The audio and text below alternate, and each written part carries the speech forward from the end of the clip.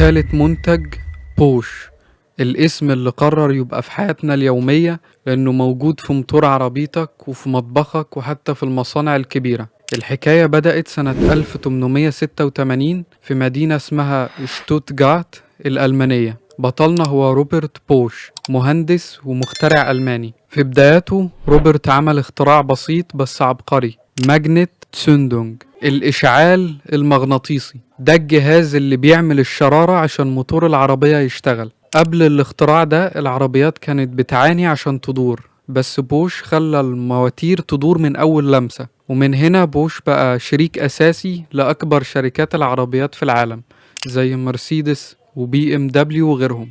روبرت بوش كان عنده جملة هي اللي خلت شركته تكبر، كان بيقول ليبا جلد فعليغن ألس فاتغوى، يعني أفضل إني أخسر فلوس على إني أخسر ثقة الناس في وعودي. عشان كده شركة بوش كانت أول شركة في العالم تقدم خدمة ما بعد البيع بجد، وأول شركة تهتم بصحة العمال وتخلي ساعات العمل بتاعتهم 8 ساعات بس، في وقت كان الكل بيضغط على العمال فيه. بعدها شركة بوش قررت تدخل مجالات تانية غير العربيات، فقررت تدخل البيوت. في المطبخ عملوا أول تلاجة كهربائية وأول غسالة ديجيتال بتفكر لوحدها، وغسالاتهم ومكانسهم مصممة بنظام كتم صوت يخليك تشغلهم وطفلك نايم جنبك عادي.